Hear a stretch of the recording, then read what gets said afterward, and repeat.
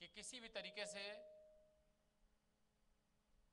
शिव की तपस्या से उठे, साधना से उठे और उनके साथ उनका विवाह हो और उनका संतान हो, उस संतान से राक्षस का वध हो।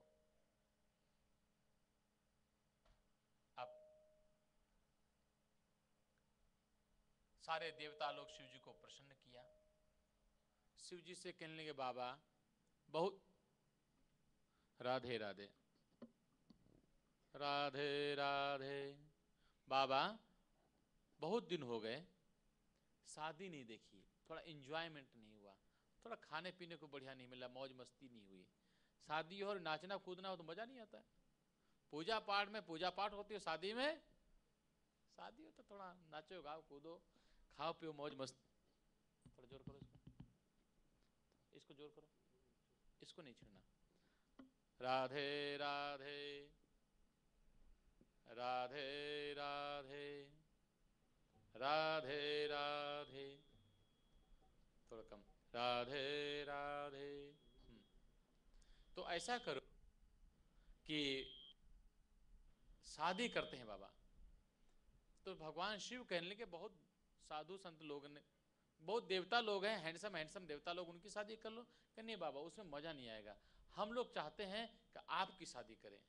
कोई बूढ़ऊ हो उनकी शादी करो तो कैसा लगी, कोई साधु संत महात्मा हो उसकी शादी कैसे होगी। भगवान शिव कहने लगे देखो हम तो इतनी उम्र के, इतनी जटाएं, कौन शादी करेगा मेरे साथ, हमको शादी वादी नहीं करना, एक बार किया तो भोग पाए, दोबारा शादी नहीं करना। कोई बूढ़ऊ हो 70 साल को, शादी के नाम लो हंसी निकल आई, बड़े खुशी हो जाएंगे, शादी कर लो। लेकिन शिव जी की शादी करना नहीं चाहते हैं कि भैया देवता तुम लोगों को बड़ी अच्छी शादी लगती, कर लो जाकर के, हमको नहीं करना। खैर सब लोग चले गए, विष्णु भगवान आए, राम जी आए, उनको समझाया। बाबा कहने लगे कि अच्छा ठीक है तुम नहीं मानते हो, चलो हम शादी कर लेते हैं, लेकिन शादी तो हम कर लेंगे, लड़की कहाँ मिलेगी मेरे को भाई, इतनी उम्र वाली इतनी अच्छी लड़की भी तो चाहिए। पहले लोग शादी जब करते थे ठोंक बजा करके, कुल गोत्र खानदान सारी चीजें देख करके तब शादी करते थे। और आजकल शादी एक दूसरे को देखा, कहीं रास्ते में मिल गए, कहीं देखा लव यू किया, बस शादी हो गई, है ना, बस फटाफट शादी हो जाती है। लेकिन थोड़े दिन बाद उसका डिवोर्स हो जाता है। खैर इधर ब्रह्मा जी कहने लगे बाबा आप शादी के लिए तैयार हैं तो मेरे पास एक कन्या है, सुंदर कन्या, सुशील कन्या और आपके योग्य कन्या है। पता बताया कि महाराज इतने दिन हो गए आपके लिए तपस्या कर रही, साधना कर रही है। सप्तर्षियों को भेजा परीक्षा लेने के लिए, और सप्तर्षि लोग परीक्षा लेने के लिए गए।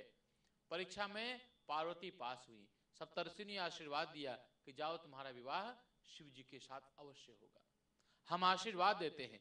सप्तर्षि लोग आकर के शिव जी को बताया कि महाराज कन्या सुयोग्य है, अच्छी कन्या है, विवाह कर सकते हैं।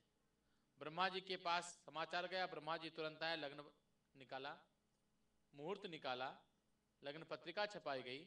लड़के के पिता हिमांचल को पास भेज दिया गया, इस तारीख को तुम्हारी लड़की का विवाह शिव जी के साथ संपन्न होने जा रहा है। इनविटेशन कार्ड हो गए, निमंत्रण मिल गया, सारे देवताओं को निमंत्रण मिल गया। सारी देवताओं की स्त्रियां, सुंदर सुंदर औरतें, बढ़िया बढ़िया कपड़े पहन करके, सज धज करके, और शिव जी के यहाँ पर बारात में पहुंच गई कैलाश पर्वत पर। शिव जी कैसे रहते हैं, संसार में जितने बढ़िया शिव जी सजे हैं, जितने बढ़िया शिव जी दूल्हा बने उतना कोई नहीं बना आज तक, है ना। शिव जी से बढ़िया कोई दूल्हा नहीं रहा, इतने बढ़िया शिव जी दूल्हा बने।